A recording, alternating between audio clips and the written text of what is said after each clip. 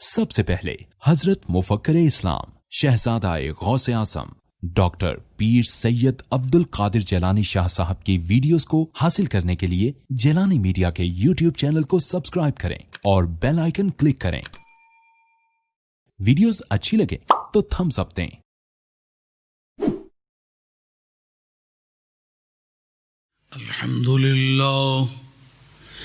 الحمد للہ وکفا وسلام علی عباده الذین اصطفى خصوصا علی محمد المصطفى وعلى آلہ واصحابہ اولی الصدق والصفا، اما بعد فقد قال الله تبارك وتعالى جل جلاله في القرآن المجيد والفرقان الحميد: أعوذ بالله من الشيطان الرجيم، بسم الله الرحمن الرحيم. ولو أنهم إذ ظلموا أنفسهم جاءوك فاستغفروا الله واستغفر لهم الرسول لوجدوا الله توابا رحيما. صدق الله مولانا العظيم وبلغنا رسوله النبي الكريم، ونحن على ذلك من الشاهدين والشاكرين، والحمد لله رب العالمين. والصلاة والسلام عليك يا سيدي يا رسول الله، وعلى آلك وأصحابك يا حبيب الله.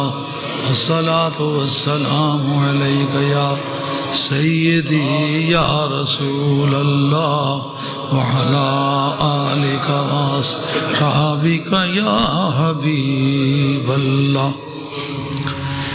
معزز علماء کرام، محترم حاضرین، یہ جو علماء کرام سامنے تشریف رکھتے ہیں اپنے وقت کے نامی علماء کرام ہیں. درس نظامیہ میں نہ صرف یہ پڑھنے کا ادراک رکھتے ہیں بلکہ پڑھانے کی صلاحیت رکھتے ہیں.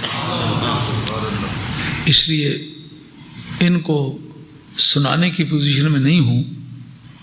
آپ حضرات سے میری دوستانہ باتیں ہوں گی، علماء کرام اس پر نگرانی فرمائیں گے. اگر کوئی کلمہ غلطی کا میری زبان سے نکلے، ان کو میری اصلاح کرنے کا پورا حق ہے.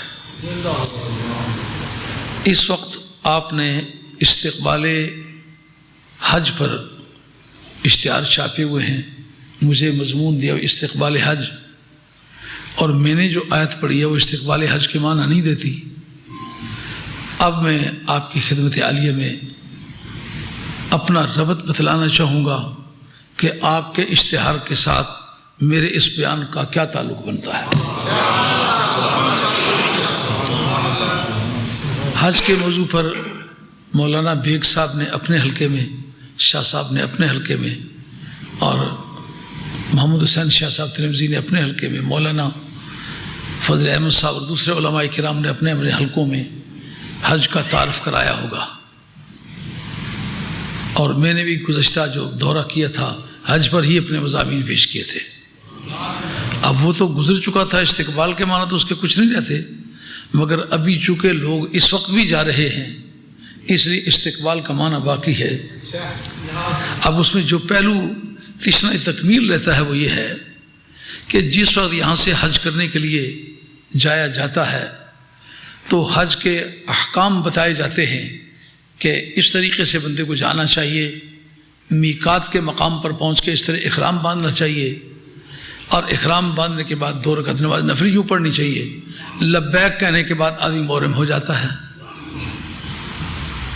اور اس پر بہت کم گفتگو ہوتی ہے کہ حج کی ابتدا کن حالات میں ہوئی ہے. حج کی جو پس منظر ہے وہ کیا ہے؟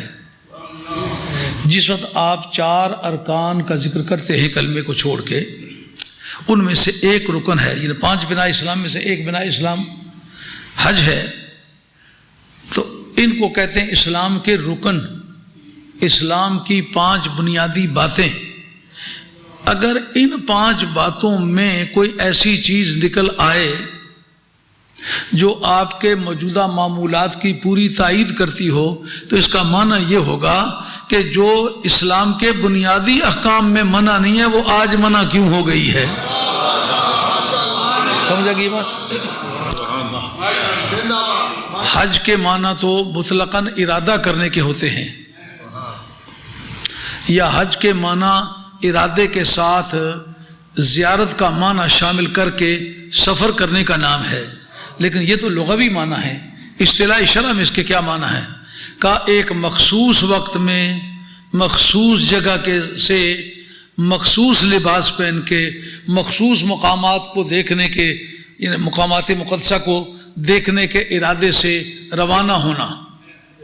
بندہ مخصوص، لباس مخصوص، میقات مخصوص، ادائیں مخصوص، سوچ مخصوص، مقصد مخصوص۔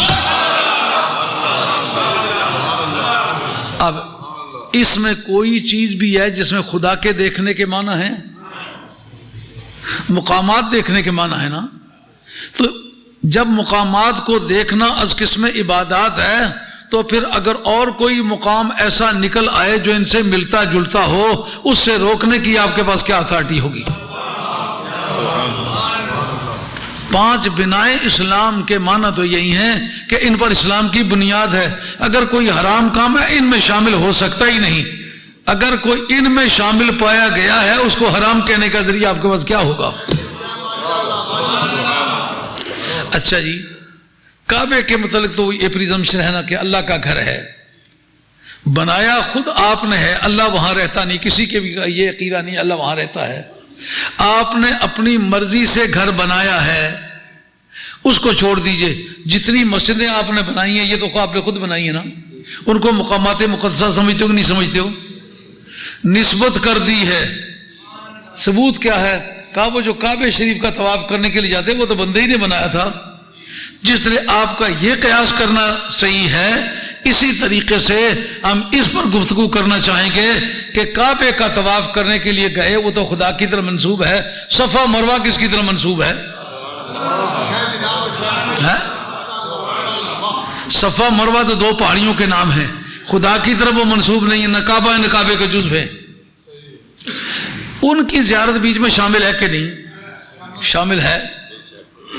تو وہ پوچھا جائے وہ کس کی ہے؟ اگر پیغمبر کی وہ جگہ ہوتی پھر تو بات اور تھی، ایک ولیہ کے پاؤں لگنے کی جگہ ہے، تو اس نے اس کو بتایا ہے یہ شاعر اللہ میں سے ہے۔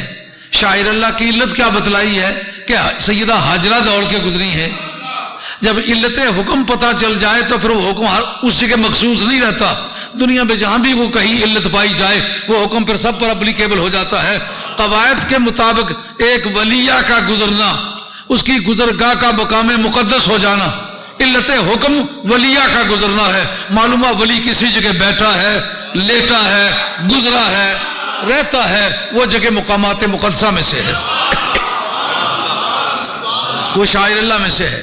آج ببانگ دہل یہ کہنے کی پوزیشن میں ہوں کہ حضرت خواجہ غریب نواز سلطان ہند سرکار کی بارگاہ شاعر اللہ میں سے ہے، داتا گنج بخش علی اجمیری رحمۃ اللہ علیہ کی بارگاہ شاعر اللہ میں سے ہے، سید شاہ چراغ لاہوری کی بارگاہ شاعر اللہ میں سے ہے، شاہ محمد غوثی اچھی کی بارگاہ شاعر اللہ میں سے ہے، مقیم شاہ بادشاہ رحمۃ اللہ علیہ کا بازار شاعر اللہ میں سے ہے، کڑی شریف کی بارگاہ شاعر اللہ میں سے ہے۔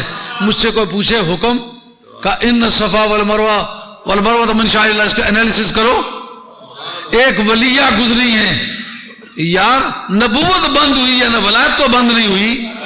کل بھی اگر کوئی ولی کسی پہاڑ کے دامن میں جا کے ڈیرا لگائے گا وہ شاعر اللہ میں سے ہوگا۔ ہاں جی، اب اگر وہ اسلام کے بنیادی ارکان میں ایک چیز موجود ہے وہ حرام نہیں ہے، آج اس کو حرام کہنے کے آپ کے پاس کیا دلائل ہیں؟ آپ اس کو حرام کہنے کی پوزیشن نہیں ہے۔ ایک بڑا مشہور مسئلہ ہے کہ مرد ملے تا درد نہ چھوڑے، اوگن دے گن کردہ. اوگن میں بیماری، گن کے معنی خوبی، یعنی بیماریوں کو صحتوں میں بدل دیتا ہے، برائیوں کو نیکیوں میں بدل دیتا ہے. کہتے ہیں اس کا ثبوت کوئی نہیں. میں پوچھتا ہوں کہ کعبۃ اللہ کے جو پہلے 3 چکر ہیں اکڑ کے سینہ نکال کے چلنے کا کیا جواز ہے؟ جب قرآن کہے لا تمش فی الارض مرحا انک لن تخرق الارض ولن تبلغ الجبال طولا، جو تخصیص ہے اگرچہ عین منسوخ نہیں لیکن منسوخ کا یہ قصہ بنتی ہے اہل علم کے نزدیک. سبحان اللہ. یعنی اس کا اطلاق جو تھا اس کو آپ نے تقیید میں بدلا ہے، بعض فردوں کو اس میں سے نکالا ہے، یہ بھی اس قسم تنسیخ ہے. آئی بات خیال میں؟ اب جو یہ کہنا چاہتا ہے حدیث کی قرآن کے مقابلے میں پاور کچھ نہیں ہے، وہ دین سے بے خبر ہے. وگرنہ مجھے یہ سوچ کے بتلائے قرآن کہے مطلقاً لا تمش فی الارض مرحا، زمین میں اکڑ اکڑ کے مت چلو، اور کعبۃ اللہ میں اللہ کے گھر کے سامنے بندہ سینہ تان کے چلتا ہے. اب بتاؤ یہ صرف جائز ہے یا عبادت ہے؟ اگر قرآن کہتا ہے کہ یہ سراسر گناہ ہے، اب حج کے موقع پر اس کو کہا جائے کہ یہ صرف جائز نہیں بلکہ ثواب کا کام ہے، اب بتاؤ اس کا کیا معنی بنے گا؟ مرد ملے تا درد نہ چھوڑے، اوگن دے گن کردہ. یہی بات رومی رحمت اللہ علیہ نے فرمائی ہے، ہر چگیرد کامل ملت شود، ہر چگیرد علت شود. ٹی بی کے مریض کو لوگ کہتے ہیں روغنی روٹی مت کھلاؤ. کیوں؟ کہ یہ روغن جو ہے یہ ٹی بی اس کو قبول کر لیتی ہے، ٹی بی جب قبول کر لے تو وہ ٹی بی کا حصہ بن جاتا ہے. لیکن اگر ایک صحت مند آدمی ہے تو گھٹیا قسم کی بھی خوراک کھا لی وہ صحیح خون بن جاتی ہے، کیونکہ اس کے اندر طاقت ہے اس کو بدل ڈالنے کی. واہ مدینے والی سرکار ہے، یہ گناہ ہے پر آپ نے اس کو پکڑ لیا، یہ ملت بن گیا ہے. مرد ملے تو درد نہ. سمجھو بات؟ اسی بنیاد پر گنہگاروں کو ولی بنایا جاتا ہے. یہ وہی قانون ہے، مرد ملے تا درد نہ چھوڑے، اوگن دے گن کردہ، کامل لوگ محمد بخشا لال بناؤں پتھر دا. جلوس پر جگہ جگہ اعتراض ہوتے ہیں. مجھے یہ بتلاؤ کہ میدان عرفات میں کون سی ایسی عبادت ہے جو رہ جائے تو حج نہیں ہوتا؟ کوئی بھی ایسی عبادت نہیں جو رہ جائے تو حج نہیں ہوتا. کیا نہ رہ جائے؟ اگر رہ جائے تو حج نہیں ہوگا. قیام. اچھا سارے اکٹھے ہو جاؤ، نماز مغرب سے پہلے کوئی آدمی وہاں سے قدم نہ اٹھائے. اب حج کرنے تو جا رہے ہو، مدینے والے کے اختیارات کو پہلے مانو پھر حج کے لیے چلو. مجھے یہ بتلاؤ کہ زور کی نماز آپ نے پڑھی ہے میدان عرفات میں، آپ عصر کی نماز پڑھنا چاہتے، عصر کے وقت کا انتظار کریں گے کہ عصر کے وقت کا انتظار نہیں کریں گے، زور کے اندر پڑھیں گے؟ یار وقت گزر جائے بعد میں تو قضا کرنے کا سسٹم ہے، لیکن وقت ابھی داخل ہی نہ تو پہلے پڑھ دیں. یہ مدینے والے کا اختیار ہے. اگر اس کے اختیارات کو باور کیے بغیر جاتے ہو تو جھوٹے ہو. حج کے پھیرے کرنے سے پہلے سمجھو کہ حج کیا ہے. وقت سے پہلے آپ نے عصر پڑھ لی ہے، ثبوت اس کا کیا ہے؟ مدینے والی سرکار کا عمل. اب قرآن کہے ان الصلاۃ کانت علی المؤمنین کتابا موقوتا، وقت کی پابندی کے ساتھ. وہ محبوب کبریا، نماز وقت کی پابند ہے لیکن وقت آپ کا پابند ہے، آپ جب چاہیں گے تو پابندی نہیں.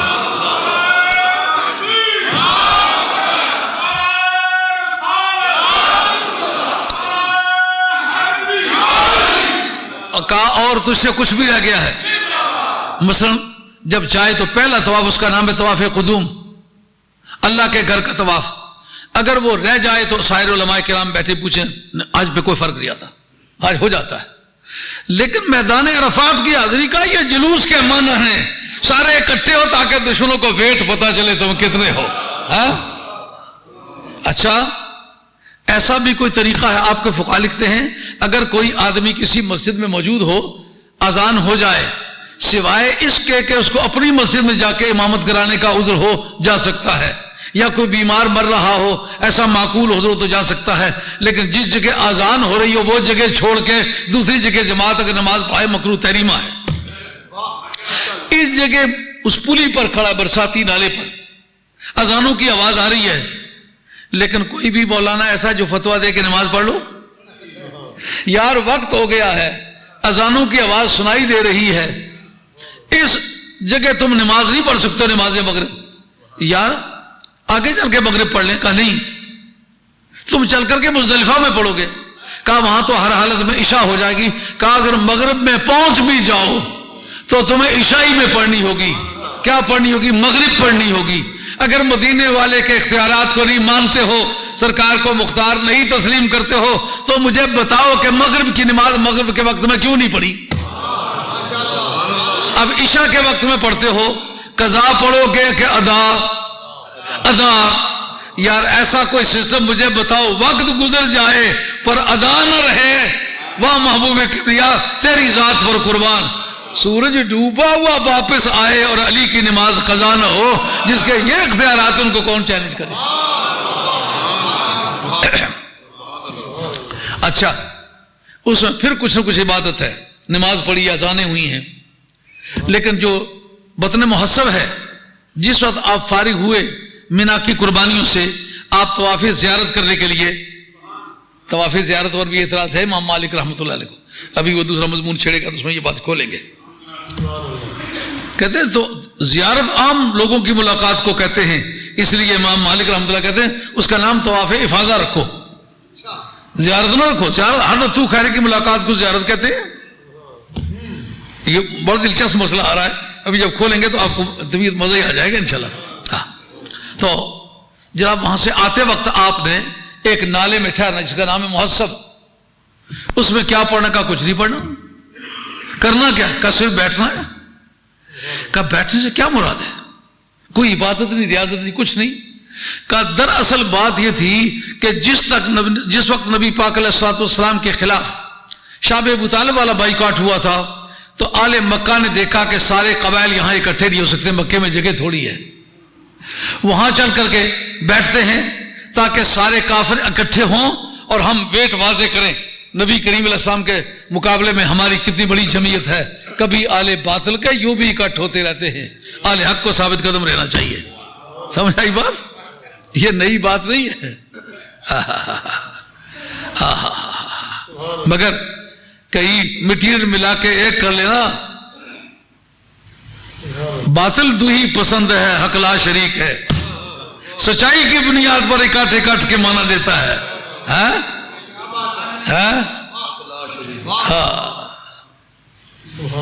دو ہی، باطل پسند ہے، حق لا شریک ہے۔ حق کو ہمیشہ اپنی سچائی پر قائم رہنے کی عادت ہے، تھوڑے ہوں یا زیادہ ہوں۔ اب حضرت نبی کریم علیہ السلام چند افراد ہیں جو ایک چھوٹے سے نالے میں بند کر دیے گئے اور دشمن بڑی تعداد میں اکٹھے ہوئے۔ یہ البنایا فی شرح الہدایا، یہ علامہ عینی ہے۔ علامہ عینی نے اس موقع پر لکھا کہ اس کی سوائے اس کے کچھ وجہ نہیں کہ کبھی آل باطل نے اپنا ویٹ ظاہر کرنے کے لیے ساری باطل طاقتوں کو وہیں اکٹھا کیا تھا، سرکار کا وقت آیا تو کہا جس جگہ آل باطل نے اپنا ویٹ شو کیا تھا، اپنی طاقت ڈسپلے کی تھی، وہاں تم بھی اکٹھے ہو جاؤ تاکہ آل باطل کے دل جلیں۔ معلوم ہوا آل حق کا آل باطل کے سامنے اپنا ویٹ ڈسپلے کرنا اور آل باطل کا دل جلانا، یہ بھی نبی پاک علیہ السلام کی تعلیمات میں ہے۔ علامہ عینی 8ویں صدی کا آدمی ہے، نامی آدمی ہے، 8ویں اور 9ویں صدی کا آدمی ہے۔ علامہ زین الدین عراقی کا شاگرد ہے، بڑا آدمی ہے۔ تو اس سے پتہ چل گیا نا کہ جو حج کے لیے تم جاتے ہو یہ سنیوں کو جلوس نکالنے پر منع کرتے ہو جی، اب تو میرا خیال ہے کہ کافی عرصے سے زبان بند ہو آئی ہے۔ پہلے کافی شور کیا، یہ بدعت ہے، وہ بدعت ہے، یوں بدعت ہے، یہاں بدعت ہے، یہاں بدعت ہے، وہاں بدعت ہے، ہمارے گھر بدعت ہے، یہ باتیں کافی نعرے لگائے انہوں نے۔ لیکن اب میرا خیال ہے کہ طبیعتیں ٹھکانے آ گئی ہیں، اب وہ سمجھتے ہیں کہ ہم اس بارے میں کچھ بات کرنے کی پوزیشن میں نہیں ہے۔ اچھا، لیکن آج کا میرا جو موضوع ہے یہ استقبال حج سے ملتی جلتی بات ہے اور اس کی ضرورت ہے، क्योंकि जिस पहलू पर रोशनी न पड़ी हो उस पर रोशनी डालना ज़्यादा मकसद की चीज़ होती है। वो क्या कि जिस वक्त लोग हज के लिए जाते हैं, हज करके फारिग होते हैं या हज करने से पहले मदीना तैयबा के लिए उनका तनाजुल बन जाता है, तो उनको वहाँ के मौलाना खड़े होकर वाज करते हैं कि तुम मदीना तैयबा जाने लगे हो, पर तुमने ऐसा करना है कि सरकार दो आलम इस्लाम की कब्र शरीफ की ज़ियारत का इरादा करके नहीं जाना चाहिए।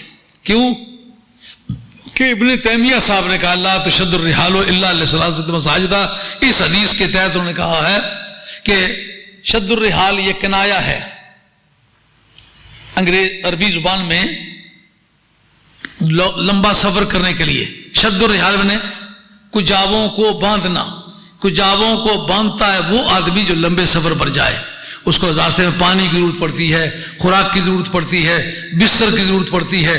तो कुजावा बांधने के माने यह सामान सफर को तरतीब दे के जानवर पर रखना या कोई जानवर तैयार करके जानवर पर सफर करना कि आदमी पैदल इतना सफर करने पर कादिर नहीं होता। इसका नाम क्या है? कनाया। अंग्रेजी में इसका तरह मिठोनमी, नहीं पता लगा होगा, मिठोनमी। जैसा अरब लोग एक मिसाल देते हैं, फलां बहुत राख वाला बंदा है। बहुत राख वाला से मतलब इसके घर में आग ज्यादा जलती है इसलिए राख बहुत होती है। बहु सुहागे वाला बंदा है, ऐसे घर सुहागा बहु होना।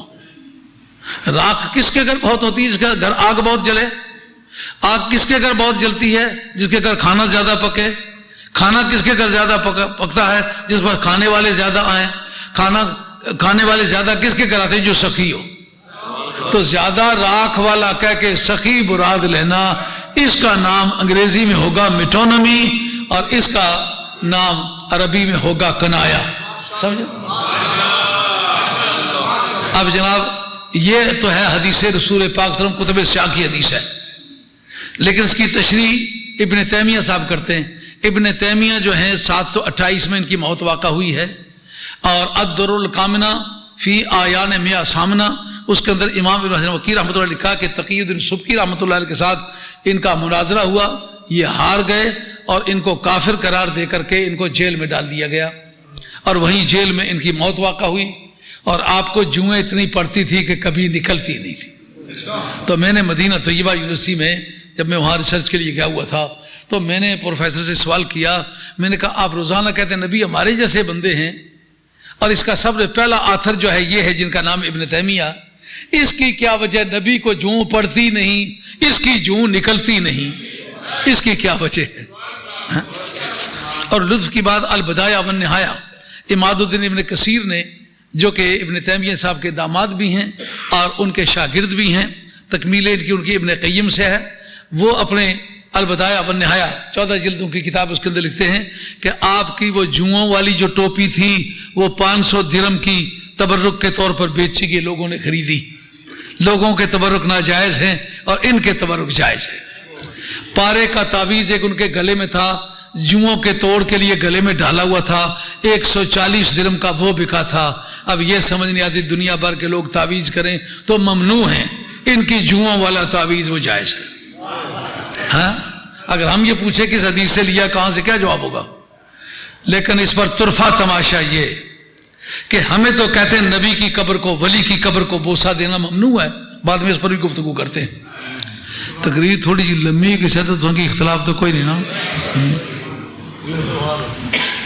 कोशिश कर सकूँ कि टाइम मैंने अंदर ही गुजरा है, 20 मिनट हो चुके हैं, 40 मिनट और लगाना चाहूँगा, लेकिन देखेंगे अगर ज़रूरी मसाइल हल हो गए तो ठीक है, ये शायद चंद मिनट फिर ऊपर हो जाए। असल में जो बुजुर्ग सुनाने वाले होते हैं ना, सुनने का ज़ौक़ उनका ज़िंदा नहीं रहता। शागिर्द भी अगर 2 जुमले सीधे बोलें तो हमारे उस्ताद की क्या सम एम.ए. पढ़ने यहाँ पे ये बीमारी शागिर्दों तक को होती है। और कुछ छोड़िए, जितने कातिबाने वही मुर्तद हुए हैं उन सब का यही अकीदा था। नबी को क्या पता है? जो बात ये कहना चाहता हूँ मैं पहले बता देता हूँ। ये थोड़ा बहुत जब इल्म आ जाए तो इल्म की जो जैसे और चीज़ों को बीमारियाँ लगती हैं, इल्म को भी बीमारियाँ लगती है। वो जी और गलत समझ की दिया एम उस्ताद समझना पिछू असना कुछ नहीं, असना कुछ ज़्यादा पड़ी गए हैं। یہ تکلیف ہوتی ہے. سمجھو اس بات کو. ابن تیمیہ جو ہے ان کے متعلق لگا اماد الدین ابن کثیر نے کہ 14,000 عورت نے موت کے بعد ابن تیمیہ کے منہ پر بوسہ لیا. حوالہ نہ نکلے فقیر مجرم ہے، جو سزا آپ دینا چاہیں دیں، جو بھی آپ کا قانون کہتا ہے. لیکن اگر حوالہ نکل آئے، اس کی کیا وجہ ہے؟ نکاحی بیوی اپنے خامد کو عدت میں ہونے کی وجہ سے منہ پہ بوسہ لے سکتی ہے، لیکن نکاحی بیوی کے سوا کوئی اجنبی عورت کسی مرد کا منہ پہ بوسہ لینا اس کے لیے حرام ہے. وہ 14,000 عورت کو بوسہ لینے کی اجازت آپ نے کن حالات میں دی ہے؟ یادگاری بات ہے کہ نہیں؟ اور بڑی پوری ذمہ داری کے ساتھ ٹھاٹ سے بیان کریں، میں یہ نکال کے دینے کا پابند ہوں. ہاں جی. ابن اماد الدین ابن کثیر نے البدایہ والنہایہ کے اندر لکھا ہے. اچھا یہ مرے کب ہیں؟ 728 میں مرے ہیں. تو یہ 728 سے پہلے جو کوئی مسلمان گزرے ہیں ان کے کیا عقائد تھے؟ وہ اس حدیث کا یہ معنی سمجھتے تھے. علامہ بدر الدین عینی نے عمدۃ القاری میں چڑھ چڑھ کے اترا ہے. انہوں نے کہا کیا بدتمیزی کی بات کی ہے. پورے عالم اسلام صحابہ سے لے کر تابعین سے لے کر اتباع تابعین سے لے کر قرون اولیٰ کے سارے مسلمان دور سے سفر کر کے جاتے رہے، زیارت کرتے رہے. اب ان کا ریکارڈ میں پیش کرنے لگا ہوں کون کون سے جاتے رہے. اس کی کیا وجہ؟ یہ اس مسئلہ کا ان کو علم نہیں ہوا. یہ پیچھے آنے والے کو کس طرح علم ہوا؟ معلوم ہے یہ گمراہی کی بنیاد تھی. اگر یہ دین کا حصہ ہوتا تو صدیق اکبر کو پتا ہوتا، فاروق اعظم کو پتا ہوتا، عثمان غنی کو پتا ہوتا، حیدر کرار کو پتا ہوتا، عشرہ مبشرہ کو پتا ہوتا، حاضرین بدر کو پتا ہوتا رضی اللہ تعالی عنہم اجمعین. اکابر صحابہ کو اس کا علم نہیں، اس کو کس طرح علم ہو گیا؟ اگر ان کا عقیدہ اس کے بالکل اور عمل بالکل خلاف نکلا ہے تو پھر اس کا مطلب یہ بندہ گمراہ ہوا ہے. اس بارے میں جب کھڑے ہو کے واز کرتے ہیں کہ قبر کا ارادہ کر کے مت جاؤ، مسجد کا ارادہ کر کے جایا کرو. اچھا مسجد کا ارادہ کر کے کیوں جایا کریں؟ کہا لا تشد الرحال الا لثلاثۃ مساجد. کہا یہ تو مسجدوں کی بحث ہے، اس میں کسی خانقاہ کا تو کوئی ذکر نہیں. خانقاہ کو کس طرح آپ نے شامل کیا ہے؟ یہ موضوع ہے مسجدوں کا کہ اگر آپ کسی مسجد میں کثرت ثواب کے ارادے سے جائیں تو یہ 3 مسجدیں ہیں جہاں جا سکتے ہیں، اس کے سوا نہیں جا سکتے. اگر یہ بات میں مسلمان طور پر نہ نکلے تو پھر کیا ہوگا؟ اگر میں چوتھی مسجد پیش کر دوں، حدیث مرفوع سے پیش کر دوں تو پھر مزہ آ جائے گا کہ نہیں آئے گا؟ فاروق اعظم کا عمل اس پر ظاہر کر دے، پھر مزہ آ جائے گا کہ نہیں آ جائے گا؟ یہ میرے پاس ہے کتاب الشفا فی تعریف حقوق المصطفیٰ جلد 2 صفحہ 202. اس کے اندر وہ بیان کرتے ہیں. یہ حوالہ انہوں نے لیا ہے نسیم الریاض شرح شفاء ایاز سے، جس کو دوست بھی مانتے ہیں دشمن بھی مانتے ہیں. میں آپ کے سامنے نکال کے پیش کرتا ہوں کہ تیسری مسجد، آج تک یہ بحث تو کبھی نہیں سنی کہ ان 3 مسجدوں کے سوا بھی کوئی مسجد ایسی ہے جہاں کثرت ثواب کے ارادے سے جایا جا سکتا ہے. تو قاعدہ کیا ہے مولانا؟ جس وقت کسی عموم اور اطلاق سے ایک فرد خارج ہو جائے، باقی جتنے افراد ہوتے ہیں اصولیوں کے نزدیک سب ظنی و دلالت ہو جاتے ہیں. مگر یہ چیز کسی کے لیے بھی حلال نہیں. اگر 1-2 آدمی کو بتا دیا جائے کہ ان کے لیے حلال ہے تو پہلے کہا ہوا کسی کے لیے بھی حلال نہیں. تو جس طرح ان 2 افراد کو نکالا جا سکا ہے اس طرح کئی افراد باقی کو بھی نکالا جا سکتا ہے. اس کے جتنے افراد حرمت پر دلالت کرتے ہیں، حرمت کے معنی دینے سب ظنی و دلالت ہو جائیں گے. آئیے علماء کرام تشریف فرما ہیں، ان کے سامنے جسارت بھیجا ہوگی اگر میں کوئی بات کروں گا تو یہ لیجئے. اس کے متعلق کہ اس مسجد کے سوا کوئی کہیں نہ جائے. نوٹ فرمائیں. کہتے کان صلی اللہ علیہ وآلہ وسلم یزورہ کل سبت راکبا او ماشیا. یہ مسجد قباء کا ذکر ہے. اس جگہ کہا ہے لمسجد اسس علی التقوى من اول یوم احق ان تقوم فیہ من رجال یحبون ان یتطہروا واللہ یحب المتطہرین. اسی طرح ہے. یہ تو اعراب کے بغیر بغیر اعراب کے عربی کو تو پڑھنے میں آسانی رہتی ہے. وہ جو زیروں زبروں والی ہے، آپ کو اردو میں چٹھی لکھ کے دیں، زیر زبریں دیں تو ممکن ہے گھنٹے میں آپ 2 سطریں نہ پڑھ سکیں. یہ قرآن مجید کی آیت ہے، سورہ توبہ کی آیت نمبر 108 ہے. اس کے متعلق کہا یہ مسجد قباء جو ہے یہ بہت عظیم مسجد ہے. اس کے متعلق سرکار کا عمل کیا ہے؟ وکان صلی اللہ علیہ وسلم یزورہ کل سبت راکبا او ماشیا. ہر ہفتے والے دن نبی کریم علیہ الصلوۃ والسلام اس مسجد کی زیارت کرنے کے لیے جایا کرتے تھے. کیوں جناب یہ چوتھی مسجد نکلی کہ نہ نکلی؟ کہا زیارت ہی کرنے کے لیے جاتے تھے نا، لیکن تشدد الرحال کا معنی تو نہیں صادق آتا؟ جی صادق آتا ہے. راکبن اور ماشین، سوار ہو کے بھی جاتے تھے، پا پیادہ بھی جاتے تھے. معلوم ہوا وہ جو تشدد الرحال والی بات ہے وہ بھی اس بات صادق آتی تھی. اچھا آگے چلیے. وقالا، اور سرکار کا ارشاد ہے صلاۃ رکعتین فی عمرۃ، اس میں 2 رکعت نماز پڑھی جائے پورے عمرے کا ثواب ہے. کسی مسجد میں پورے عمرے کا ثواب؟ واہ مدینے والی سرکار، آپ کا ارشاد ہے کہ مسجد قباء میں 2 رکعت نماز نفل پڑھی جائے تو کعبہ شریف میں جا کے عمرہ کرنے کا جو اجر ملتا ہے وہ ملے گا. کیوں جناب یہ چوتھی مسجد ہوئی کہ نہ ہوئی کہ جس میں کثرت ثواب کے ارادے سے جایا جا سکتا ہے؟ یہ کب جایا کرتے تھے؟ ہر ہفتے کے دن جایا کرتے تھے. کب؟ باقی دنوں میں. کہا آپ کے باقی دن شہدائے احد اور جو مزارات احد ان میں مصروف ہوتے تھے اور ایصال ثواب کے لیے. کیوں کہ ہر جمعے سے پہلی رات اور جمعے کے بعد کی رات اس پر اولاد کے اعمال والدین پر پیش ہوتے ہیں. اس سے پتہ چلا کہ جمعراتی جرا درود اخوانا ابے دمانی حاضری واسطہ کہ کل ماڑی بے کی دسوں تو جس می پیٹا رکھا تو دودھ پلایا تو پالیا 8 دیڑے بھی ماؤ نہیں بات نہ پوچھا کتنے افسوس نہیں گل ہے. یہ باقاعدہ حدیث سے موجود ہے کہ جمعے سے پہلی رات بھی اور جمعے کے بعد والی رات بھی. اب نبی کریم علیہ السلام ہر ہفتے کے دن وہاں جایا کرتے تھے. اور دوسرا یہ کہ یوم سبت جو تھا یہ یہودیوں کے وجہ سے منحوس سمجھا جاتا تھا. کہا یہودیوں والے کام کرو تو منحوس ہے، اگر اللہ اللہ کرو تو منحوس نہیں ہے. خیال بھائی کی بات. آگے چلیے. اس سے وکانا عمر یاتی کل اثنین و خمیس، ہر سوموار والے دن اور ہر جمعرات والے دن حضرت فاروق اعظم اس مسجد کی زیارت کے لیے جایا کرتے تھے. سمجھ آ گئی بات؟ یعنی حضرت فاروق اعظم کہتے ہیں میں سوموار کو جاتا ہوں. کیوں؟ سرکار کی ولادت پاک کر دیں. جمعرات کو جاتا ہوں کہ میری ماں تو کسی حالت میں مری ہے لیکن میں اس کے لیے کوئی مدد نہ کر سکتا ہوں، اور مومنوں کو سکھاتا ہوں کہ جمعرات والے دن اچھے کام کیا کرو، ثواب اپنے والدین کو بخشا کرو.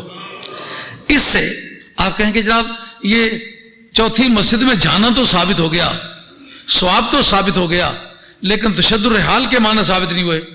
جو ماشین کہا اس سے تو نہ ثابت، راکبن سے ثابت ہوں گے کہ نہ ہوں گے؟ آئیے اگر صراحتاً راکبن کے معنی ثابت ہو جائے تو پھر ہاں جی کیا کہتے ہیں؟ حضرت فاروق اعظم کا ارشاد فلو کان فی طرف الارض لضربنا الیہ اکباد الابل. جس طرح لا تشدد الرحال کنایا ہے نا لمبے سفر سے، اسی طرح جو ضرب الاکباد ہے یعنی اگر یہ مسجد اقصی دنیا کے کسی دوسرے خطے میں ہوتی، وہ لو کانا فی طرف الارض، اگر کہ زمین کے کسی دوسرے حصے میں بھی یہ مسجد ہوتی تو لضربنا الیہا اکباد الابل، ہم اونٹوں پر سوار ہو کر کے وہاں اس کی زیارت کے لیے جایا کرتے. کیوں بھائی؟ ثابت ہو گیا کہ نہیں کہ یہ لا تشدد الرحال اپنے معنی میں بھی ظنی دلالت ہے. اچھا اور آگے فرماتے ہیں کہ صلاۃ الرکعتین فیہ احب الی من ان ناتی بیت المقدس مرتین.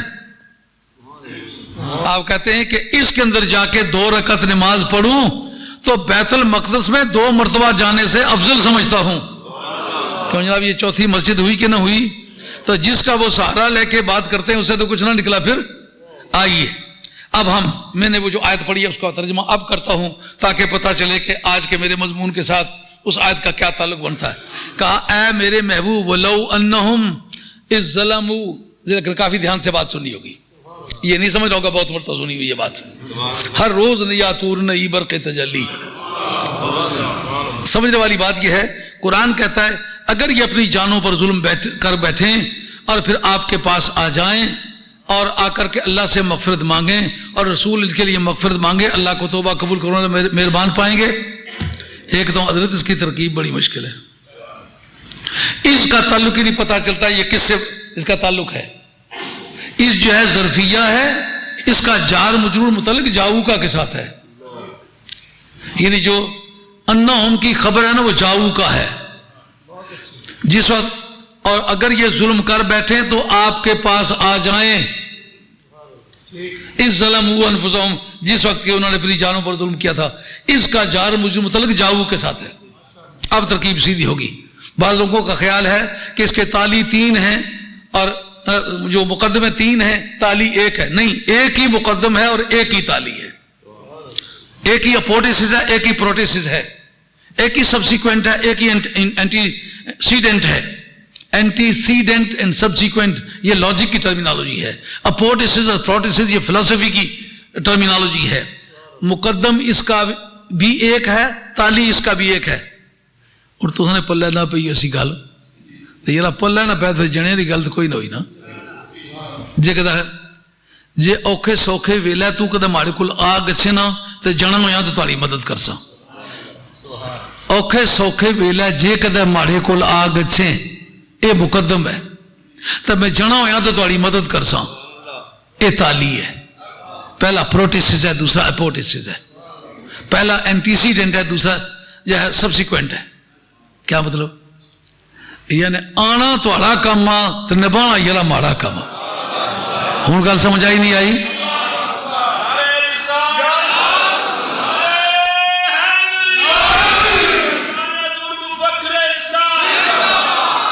جی گل سمجھنا جبر پڑھانے نا کیڑا فائدہ آیا.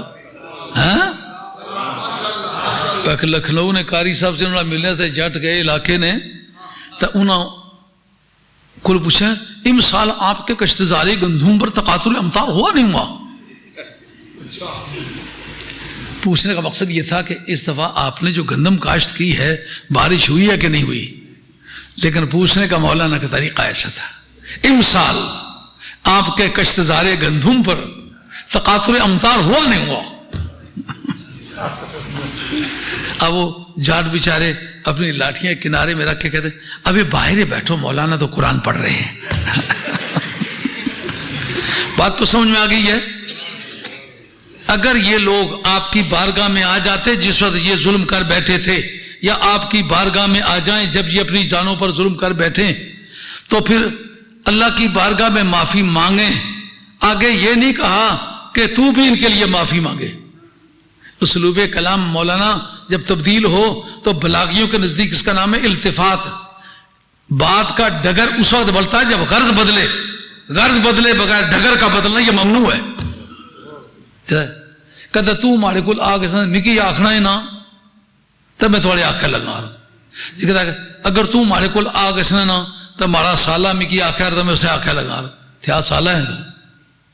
لیکن اس جگہ اگر تو کہتا آنکھیں یار یہ آخر کہتا ماڑا سالہ آخر یار.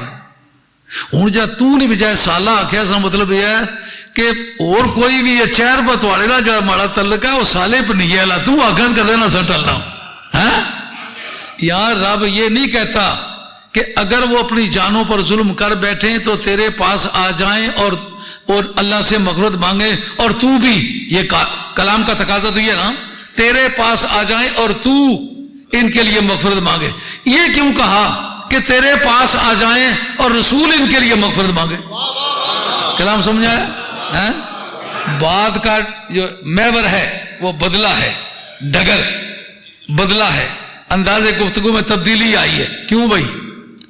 کہا دراصل کا سے تعلق نہیں ہے، رسول سے تعلق ہے. کیا مطلب؟ کہ جس نے یہ سمجھ رکھا ہے کہ وہ آج آئے کل آئے پرسوں آئے، پر جب تک آپ زندہ ہیں دنیا میں ظاہری زندگی اور مادی زندگی میں اس وقت آنے کا اس کا چانس ہے. جب آپ دنیا سے چلے جائیں تو پھر وَاسْتَغْفَرْتَ، اگر تو ان کے لیے مغفرت مانگے تو یہ بات ظنی بن جائے گی. وَاسْتَغْفَرَ لَهُمُ الرَّسُولُ، اس کا معنی یہ ہے کہ آپ کی سفارش کرنے کا پیریڈ آپ کی رسالت کا پیریڈ ہے. جب تک آپ رسول ہیں اس وقت تک آپ کو سفارش کرنے کا یہ حق ہے.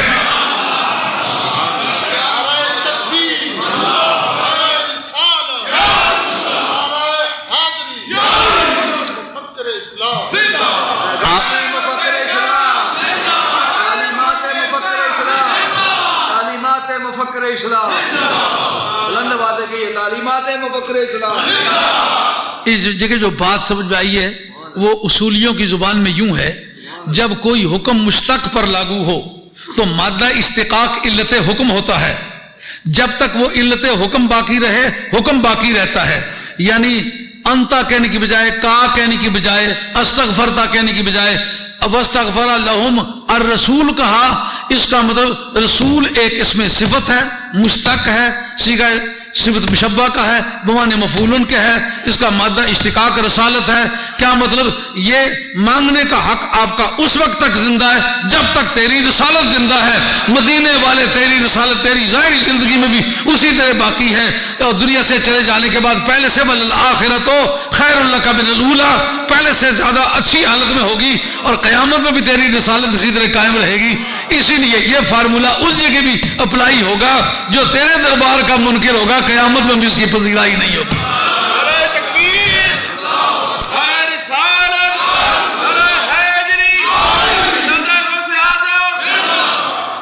اب سمجھ آ گئی ہے؟ جس وقت وہاں سے چلتے ہیں حج کر کے تو کہتے ہیں مت جاؤ. اب استقبال حج کا معنی نکل آیا کہ آج بھی جانا چاہتا ہے، جائے کہ نہ جائے؟ کہ جی جائے. کس جگہ لکھا ہے؟ یہ جو آیت پیش کی ہے اس کے اندر لکھا ہے.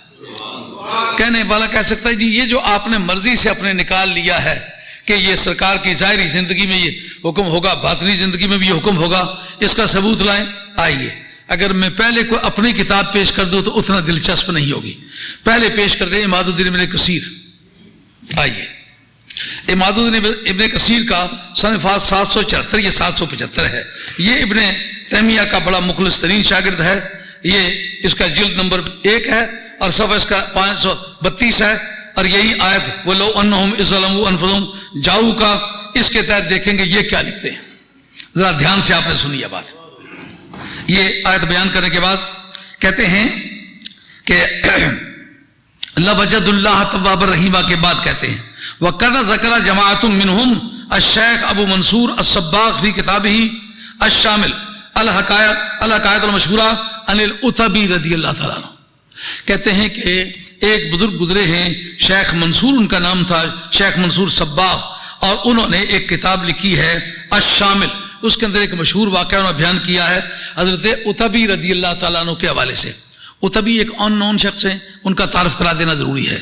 عتبی عتبہ بن ابو سفیان، رہنے والے اسپین کے، اور 254 میں یا 255 میں ان کا وصال ہوا. امام بخاری سے متعدد ان کی ملاقاتیں ہوئیں. یہ امام بخاری کے دور کا آدمی ہے. یہ کہتے ہیں کہ کنت جالسا عند قبر النبی صلی اللہ علیہ وسلم.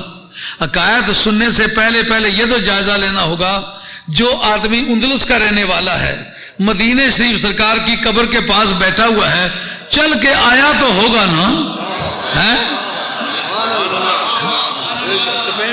ہاں، کنت جالسا عند قبر النبی، حضور کی بارگاہ میں بیٹھا ہوا تھا. فجاء اعرابی، ایک پینڈو آ گیا. معلوم ہے گراں تھان یا بندیاں نے عقیدے ٹھیک ہونے سے جی شہرانیاں نالیاں سنگیاں نے نا تو دماغ خراب ہونے شروع ہوئے. فقال السلام علیکم یا رسول اللہ، سمعت اللہ یقول، یا رسول اللہ آپ کو السلام علیکم عرض کرتا ہوں، اور میں نے اللہ کو یہ کہتے سنا ہے وَلَوْ أَنَّهُمْ إِذْ ظَلَمُوا أَنفُسَهُمْ جَاءُوكَ فَاسْتَغْفَرُوا اللَّهَ وَاسْتَغْفَرَ لَهُمُ الرَّسُولُ لَوَجَدُوا اللَّهَ تَوَّابًا رَحِيمًا. یہ اللہ کو کہتے سنا ہے. اور اب قد جئتک مستغفرا لذنبی مستشفعا بک الی ربی، آپ کی بارگاہ میں آیا ہوں اپنے گناہوں کی معافی مانگنے کے لیے. یہ مستغفر لذنبی یہ حال تعلیلیہ ہے، یعنی بغرض استغفار آپ کی بارگاہ میں حاضر آیا ہوں. اب آپ سے درخواست کرتا ہوں کہ آپ اللہ کی بارگاہ میں میری سفارش کریں. معلوم ہوا قبر والے کو مخاطب کر کے بات کرنا یہ صحابہ کے دور کی بات ہے، تابعین کے دور کی بات ہے، محدثین کے دور کی بات ہے. اب انہوں نے یہ کہنے کا صبح انشاء یقول، پھر انہوں نے یہ اشعار پڑھنے شروع کر دیے. یا خیر من دفنت بالقاء اعظمه وطاب من طیبہن القاء والأکم. اے وہ ذات پاک جو کائنات میں جتنے بھی مدفون ہوئے ہیں سب کا سردار تو ہے، اور تیرے اس بدن مبارک کی وجہ سے دشت و دمن خوشبو سے مہک اٹھے ہیں. ان کی مہک نے دل کے غنچے کھلا دیے ہیں، جس راہ چل دیے ہیں کوچے بسا دیے۔ فرماتے ہیں نفس الفداء لقبر انت ساکنہ وفی العفاف وفی الجود والکرم۔ کہا کہ جس قبر میں آپ جلوہ فرما ہیں اس قبر پر میری جان قربان، جس کے اندر تقویٰ ہے، پرہیزگاری ہے، دونوں جہانوں کی نعمتیں ہیں۔ کہتے اس کے بعد سن منصرف الاعرابی، وہ عرابی یہ کہہ کے واپس چل دیا۔ تو اتبی کہتے ہیں وغلبتنی عینائی، مجھ پر نیند کا غلبہ ہو گیا۔ فرأیت النبی صلی اللہ علیہ وسلم فی النوم، میں نے سرکار کو عالم خواب میں دیکھا۔ مزہ آیا نا، پرومپٹ ایکشن کا، ریسپانسو ایٹیچیوڈ سرکار کا کتنا تسلی بخش ہے۔ ماں بھی اتنی فریاد کو نہ پہنچے۔ کہتے جو ہی وہی کہہ کے واپس چل دیا، سرکار کو میں خواب میں دیکھتا ہوں۔ اتبی کا کہنا، کیا کہا سرکار نے؟ فقال، سرکار نے فرمایا یا اتبیو الحق الاعرابیہ فبشروا ان اللہ قد غفر لہ، جا کے دوڑ کے پکڑو اس اعرابی کو، اس پینڈو کو، چل کے بتلاؤ کہ خوشخبری ہو تمہیں، خدا نے تمہیں معاف کر دیا ہے۔ یار اس آدمی نے کئی گناہ کیے ہوں گے، آئندہ پتہ نہیں کتنے گناہ کرے گا، مگر اس کو کہا کہ رب نے بخش دیا ہے۔ اس کا مطلب یہ ہے کہ گزرے ہوئے گناہوں کی معافی تو کسی وقت کی توبہ سے بھی منظور ہو سکتی ہے، پر تو کیا یاد رکھے گا، دونوں جہان کے شہنشاہ کی بارگاہ میں آیا ہوں، پہلے بھی گئے اور پچھلے بھی گئے، بخشا گیا۔ اچھا یہ تو ہے، یہ تیسری صدی کا واقعہ۔ اب اگر ہم پہلی صدی کا واقعہ پیش کر دیں تو پھر، اور راوی حضرت علی مرتضیٰ ہوں تو پھر آئیے، یہ میرے ہاتھ میں ہے، یہ ابو خیان اندلسی کی تفسیر البحر المحیط، اور صفحہ اس کا 754 ہے۔ یہ ابن قیم کا ہم اثر ہے، اور بڑا لنگوٹیا یار تھا ابن تیمیہ کا۔ لنگوٹیا یار کے غالباً ترجمہ آپ سمجھتے ہی ہیں، بہت خوفناک لفظ ہے، بعد میں ان کے تعلقات آپ اس میں خراب ہو گئے تھے، اس کی بھی کوئی وجہ ہوئی ہوگی۔ یہ کہنے کو امام مالک رحمۃ اللہ کا مقلد تھا، عملاً یہ داؤد ظاہری کا پیروکار تھا۔ اس طرح کی سمگلنگ یارے دارا بودنو ابے سکندر داشتن، آج کل نہیں لوگ کہتے ہم حنفی ہیں، عقیدے میں ابن تیمیہ کی پیروی کرتے ہو، حنفی کس معنی میں؟ اب امام ابو حنیفہ کا ریکارڈ ہم پیش کرنے والے ہیں، پھر کدھر جاؤ گے؟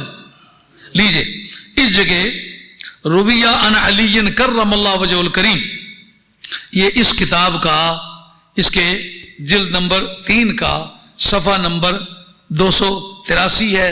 البحر المحیط کتاب کا نام ہے، مصنف کا نام ابن حیان اندلسی، اور جس کی سنہ وفات 754، ابن تیمیہ کا یار اور ابن قیم کے آخری لمحوں تک دوست۔ یہ کہتے ہیں رویہ عن علی کرم اللہ وجہ الکریم انہ قال، حضرت حیدر کرار کی روایت ہے۔ کیوں بھائی کرے لے یرا گال دسن مزاد تھا پڑھنا ہے۔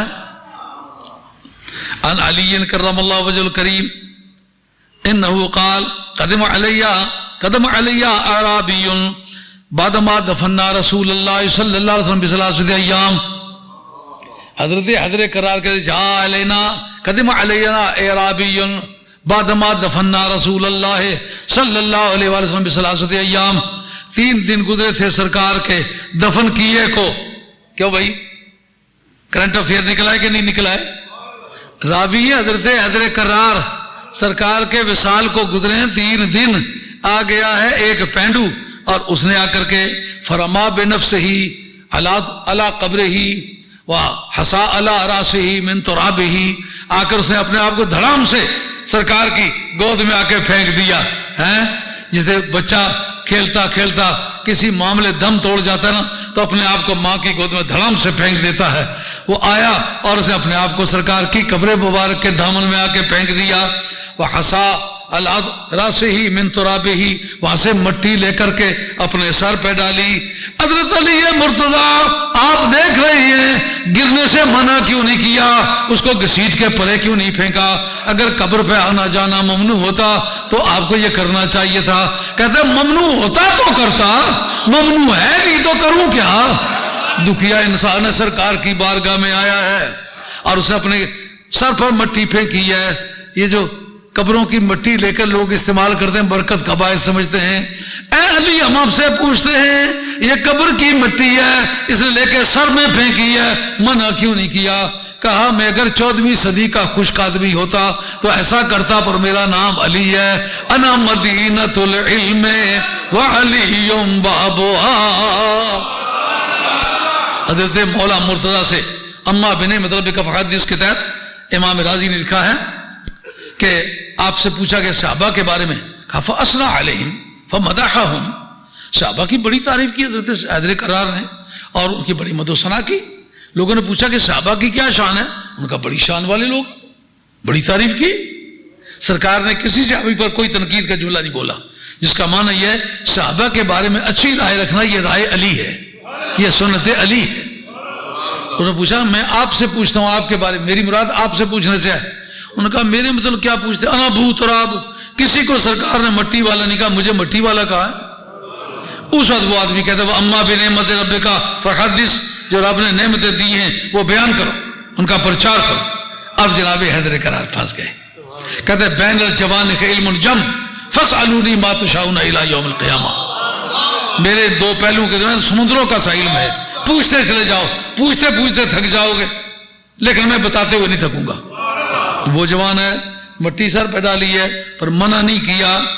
اس وقت وہی شعر جو دوسرے معلوم ہوا سرکار کے دور سے لے کر بعد تک یہ رواج رہا، کسی اللہ والے نے جو آپ کی شان میں باتیں کہی ہیں قبر کے حوالے سے وہ سرکار کی قبر شریف پر حاضری کے وقت وہ کہتے رہے. کہتے جوئی وہ کہہ کے فارغ ہوا ثم قال قد قلت یا رسول اللہ فسمعنا قولک. یا رسول اللہ آپ نے بات کی ہم نے سن لی. قد ظلمت نفسی میں نے جان پر ظلم کیا ہے. وجئت استغفر اللہ ذنبی آیا ہوں خدا سے مغفرت مانگنے کے لیے. فاغفر لی من ذنوبی یا رسول اللہ میرے گناہوں کی آپ معافی مانگیں. فنودی من القبر انہ قد غفر لک. پہلا تو تھا نا خواب میں، کہا خواب کی بات ظنی ہے. یہ جو آپ اذانیں کہتے ہیں نا یہ بھی عبداللہ بن زید کا خواب ہے. وَلَقَدْ صَدَقَ اللَّهُ رَسُولَهُ الرُّؤْيَا بِالْحَقِّ لَتَدْخُلُنَّ الْمَسْجِدَ الْحَرَامَ إِنْ شَاءَ اللَّهُ آمِنِينَ. یہ بھی خواب ہے. إِنِّي رَأَيْتُ أَحَدَ عَشَرَ كَوْكَبًا وَالشَّمْسَ وَالْقَمَرَ رَأَيْتُهُمْ لِي سَاجِدِينَ. یہ بھی خواب ہے. اور أَنِّي أَرَى فِي الْمَنَامِ أَنِّي أَذْبُحُكَ فَانظُرْ ماذا تَرَىٰ. یہ قربانی والا خواب بھی خواب ہے. یہ جو چڈو قسم کے لوگوں کے خواب ہیں ان کو اپنی جگہ رہنے دو، یہ اللہ والوں کے خواب ہیں. پر یہ خواب کا قصہ نہیں. کا وہ اتبی کا ظرف اتنا تھا کہ جاگتے ہوئے نہیں بتلایا. علی تیرا ظرف وہ ہے کہ تیرے سینے پر میرا ہاتھ پھرا ہوا ہے. اب قبر سے آواز آئی نودی من قبر ہی صلی اللہ علیہ وسلم. قبر سے آواز آئی کہ انہ قد غفر لک. او جوان رب نے تجھے بخش دیا ہے. پتہ چلا نا کہ سرکار کی قبر کے ارادے سے سفر کرنا اور سفر پر حاضری قبر پر آ کر حاضری دینا یہ درست ہے. آئیے حضرت امام مالک رحمۃ اللہ علیہ کا ایک حوالہ پیش کرتے ہیں جس میں کہتے ہیں کہ کرہا الامام المالک، امام مالک نے اس بات کو مکروہ جانا ہے کہ ان یقول کہ کوئی یوں کہہ دے زرت قبر النبی صلی اللہ علیہ وسلم، سرکار کی قبر کی زیارت کی. آئیے اس کی تشریحات دیکھتے ہیں کہ انہوں نے کیا لکھا ہے. یہ جو کہا کہ ان کی قبر کی زیارت کرنا یہ لفظ بولنا حضرت امام مالک رحمۃ اللہ مکروہ سمجھا ہے. اس کے بارے میں خود مالکیوں کی سوچ، یہ حضرت قاضی ایاز مالکی ہیں، کوٹیشن امام مالک کا ہے. کہتے ہیں وقت اختلف فی معنی ذالک، اس معنی میں اختلاف کیا گیا ہے. ایک طبقے نے یہ کہا ہے کہ اس لفظ کے استعمال سے انہوں نے منع کیا ہے کہ لما ورد من قولی صلی اللہ علیہ وسلم لعن اللہ زوارات القبور، کہ سرکار دو عالم علیہ السلام نے، یہ ترمذی نے، ابن ماجہ نے اور کتب حدیث کے دوسرے نسخہ جات نے بھی اس پر تبصرہ کیا. حضرت ابو ہریرہ اس کے راوی ہیں کہ سرکار نے کثرت کے ساتھ زیارت کرنے والی عورتوں کو لعنت کی ہے. تو وہ لفظ زیارت اس میں استعمال ہوا ہے، اس لیے امام مالک رحمۃ اللہ اس لفظ کو اچھا نہیں سمجھتے. اس کا رد کہتے ہیں ھذا یرتہ قولہ، کہ یہ قول کا معنی سمجھنا یہ تو بالکل درست نہیں. یہ قول رد کرتا ہے کہ سرکار دو عالم السلام نے حضرت बुरैदा असलमी रदी अल्लाह तआला से मुस्लिम शरीफ के अंदर हदीस है, कुन्तु नहैतुकुम अन ज़ियारतिल क़ुबूर फज़ूरूहा। ये हदीस मनसूख है, ये उन दिनों की हदीस है जब ज़ियारत मना थी। तो मना के दिनों को वाला बनाकर उसको आज नाजायज कहने का फतवा देते हो। अल अमलो बिल मनसूख है हरामुन, मनसूख पर अमल करना ये हराम है। का पहला तो मालिकियों के ये अकीदा है ही नहीं कि इस वजह से लफ्ज़ ज़ियारत को उन्होंने मकरूह कहा है। उनका दरअसल किस्सा ये है, एक तबका ये कहता है कि ज़ियारत करने वाला अफजल समझा जाता है और जिसकी ज़ियारत कर उसको मफजूल समझा जाता है। हज़रत क़ाज़ी इयाज़ कहते हैं ये भी मज़हब मरजू है। क्यों? इसलिए कि जन्नत में आले जन्नत रब की ज़ियारत करने जाएंगे, ये कायदा पर किस तरह सलामत रहेगा? ज़ियारत करने वाले का दर्जा बड़ा होता है, जिसकी ज़ियारत करे उसका दर्जा छोटा होता है। कहा फिर आखिर फिर के बाद क्या निकली, क्यों उन्होंने इसको मकरूह कहा? उन्होंने कहा दरअसल बात यह है कि वो लफ्ज़ कब्र क्यों इस्तेमाल करता है? वो ये क्यों नहीं कहता सल्लल्लाहु अलैहि वसल्लम, मैंने सरकार को सलाम किया है। कब्र का लफ्ज़ उसके लिए बोलो जिसको मुर्दा समझते हो, ये मुर्दा नहीं है, तो सरकार से मिलने गया है, इसलिए लफ्ज़ ज़ियारत भी ना इस्तेमाल करो। कि हम तू कह रहे के लिए लफ्ज़ ज़ियारत आप वीज़ा लेते कहते ताशीरत ज़ियारा नहीं कहते, ये विजिट वीज़ा है। क्या ये विजिट का लफ्ज़ आम लोग के लिए है? अरे मैं खड़ी शरीफ सलाम करने गई हुई सिया, मालूम हुआ उन्होंने ज़बान जड़ी है सच्चिया मुसलमानों को सीखी हुई है। इस वक्त लफ्ज़ सलाम इमाम मालिक रहमतुल्लाह अलैह इसके मुसन्निफ है। आई बात समझ में?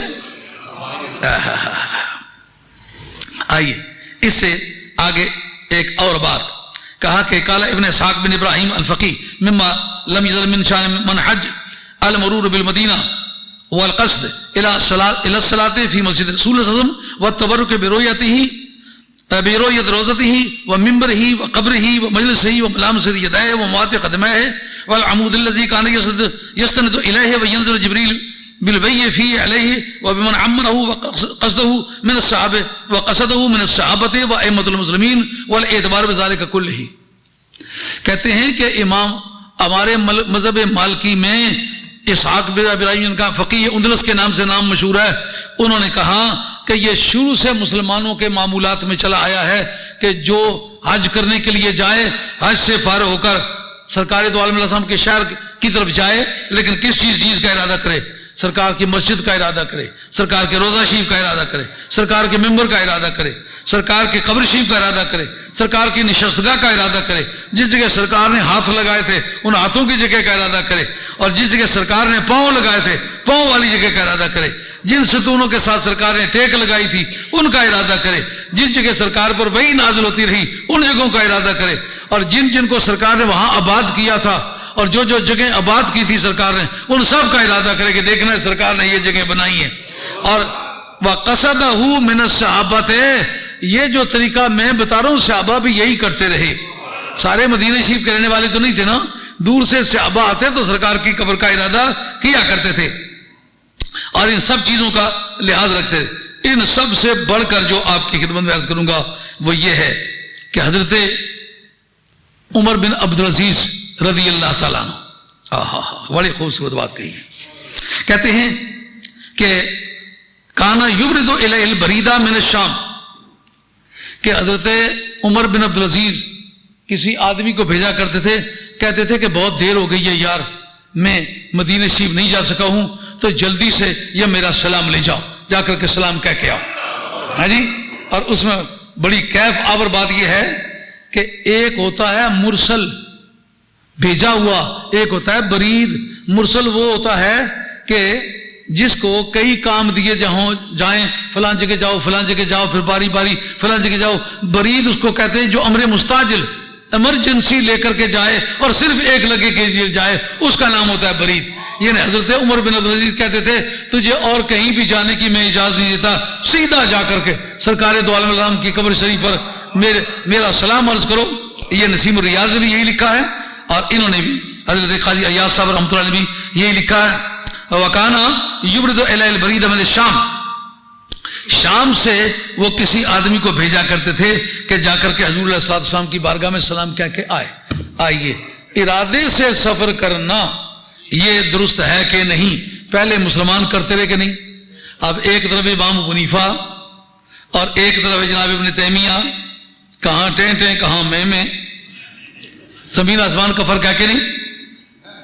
ارادہ کر کے سرکار کی قبر شریف کی زیارت کے لیے آنا، یا سید سادات جیتو کا قاصدن،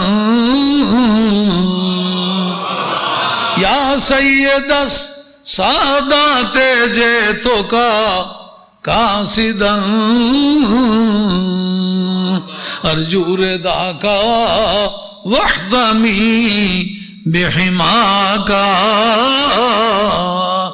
امام ابو حنیفہ ہوں، بغداد کا رہنے والا ہوں، آیا ہوں مدینہ طیبہ میں، مسجد نبی بھی یہی ہے اور مقامات مقدسہ بھی یہی ہیں، لیکن جیتو کا قاصدن، آیا ہوں آپ کے پاس، آپ کا ارادہ کر کے آیا ہوں، لیکن کوئی پوچھے مجھ سے کوئی عبادت کرنے کے لیے آئے ہو، کہا نہیں، ارجو رضا کا، آپ کی خوشنودی کی آپ سے امید کرتا ہوں، واحتمی بحما کا، احتمی ہے یہ ضرورت شعری کے لیے حمزے کو گرایا گیا، وکرنا باید متکلم کا مضارع کا حمزہ ہے، یہ قطعی ہے، یہ وصلی نہیں ہے، اس لیے اس کو گرایا جانا درست نہیں، لیکن ضرورت شعری کی وجہ سے اس کو گرایا گیا۔ کہا آپ کی خوشی کی امید کرتا ہوں، کیونکہ زیارت کے کئی مقاصد ہیں نا، ایک مقصد ہے آنا اور اعلی مقابر کے لیے دعا کرنا، آنا وہاں سے برکت حاصل کرنا، آنا ان کی ترقی درجات رب سے چاہنا، ان سے آنا اپنی حاجات مانگنا۔ کہا یہ جتنے مقاصد بجائے خود ہیں، مجھ سے کوئی پوچھے امام حنیفہ بغداد سے چل کے کیوں آئے ہو؟ کہا آیا ہوں ارادہ کر کے، مراد صرف آپ کی خوشی ہے اور آپ کی حمایت حاصل کرنا چاہتا ہوں، اس کے سوا کچھ ارادہ نہیں، نہ نفل پڑھنے کے لیے آیا ہوں نہ اور کسی عبادت کے لیے آیا ہوں، آیا ہوں تو صرف تیری خوشی کے لیے آیا ہوں، ساری دنیا ایک طرف ہے، تیری خوشی ایک طرف ہے۔ واللہ یا خیر الخلائق ان لی، واللہ یا خیر الخلائق ان لی قلبا مشوقا لا یروم سواک،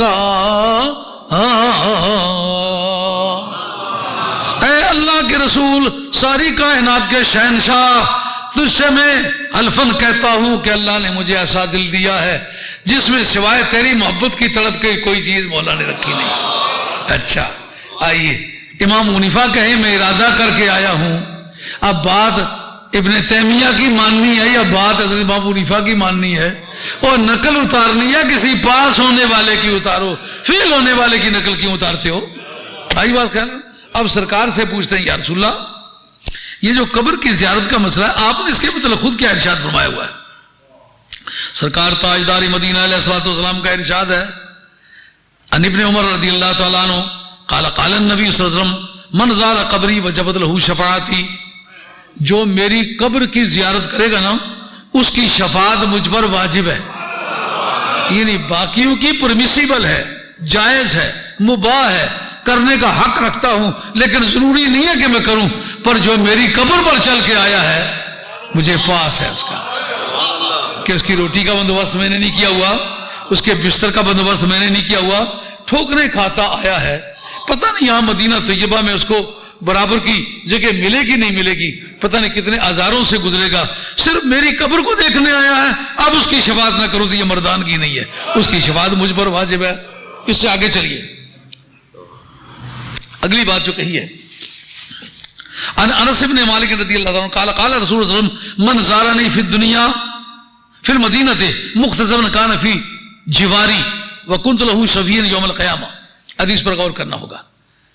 حضرت انس بن مالک وہ ہیں جو 10 سال لگاتار سرکار کی خدمت میں رہے، 14 سال عمر تھی سرکار تشریف لائے، 10 سال کی ان کی خدمت میں رہے، 24 کے برس کے تھے تو سرکار کا وصال ہوا۔ 10 سال سرکار کی خدمت میں رہنا معمولی کوالیفیکیشن نہیں ہے۔ وہ کہتے ہیں سرکار نے فرمایا من زارانی فی المدینہ،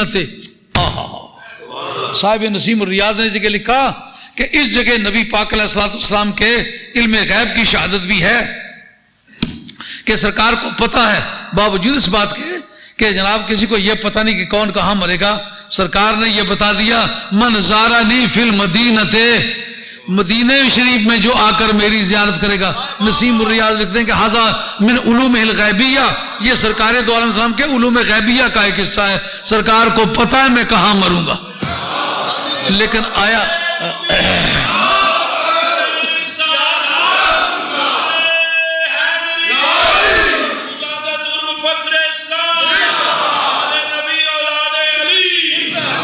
کہتا ہے کہ مختصباً یہی نیت کر کے آیا ہے، یا مختصداً کا ترجمہ کیا ہے، ارادہ کر کے آیا ہے، یعنی ویسے نہیں کہ آیا شاپنگ سینٹر کے لیے ہے۔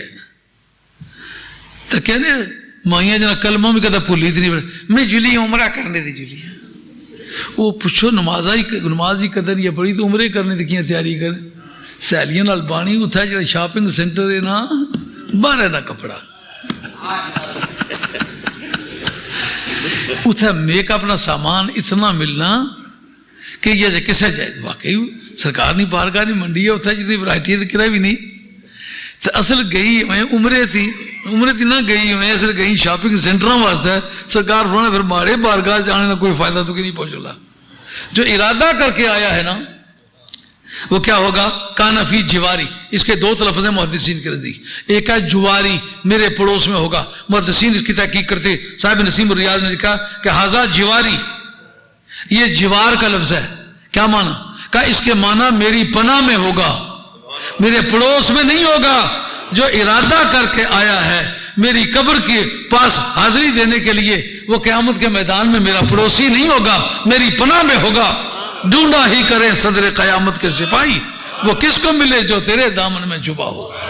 آئی بات خیال میں سرکار نے یہ امر واضح کر دیا کہ نہیں کہ یہاں زیارت کا سسٹم کس طرح کا سسٹم ہے، اور اس کے بعد یہ دوسرے محدثین نے اس پر گفتگو کی ہے کہ جس سرکار دو عالم علیہ السلام کی بارگاہ میں آئے تو کھڑا کس طرح ہونا چاہیے، منہ کدھر کرنا چاہیے، سرکار کو خطاب کیسے کرنا چاہیے، یہ حصہ انشاءاللہ کل بیان کریں گے۔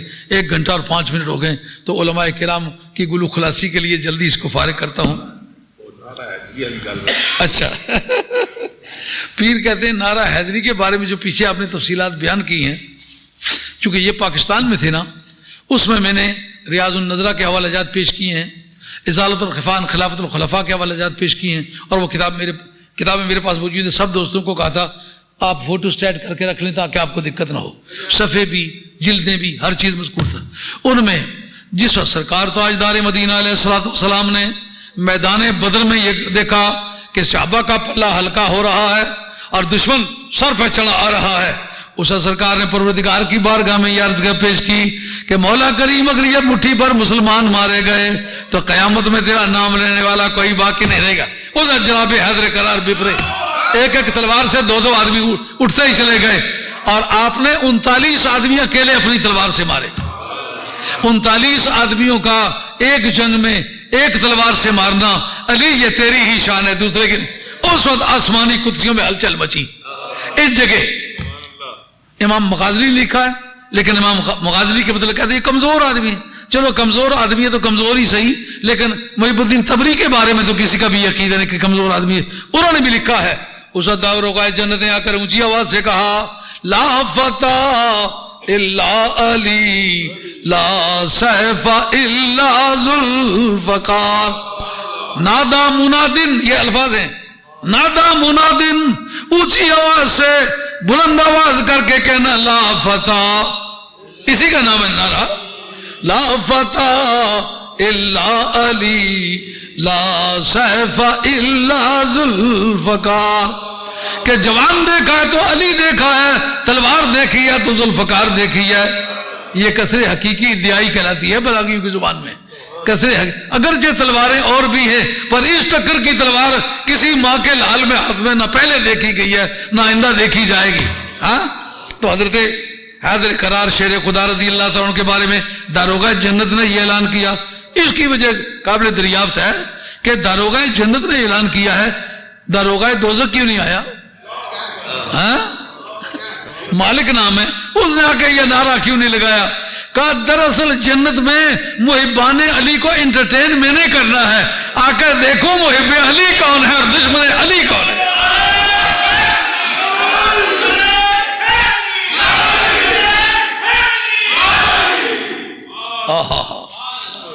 جب یہ نعرہ لگ گیا کمبے مکے دے کفار کہ چل گئی حیدر دی تلوار، اب رگڑے جا رہے ہیں، علی کے نعرے بلند ہو رہے ہیں، لا فتح الا علی لا سیف الا ذوالفقار۔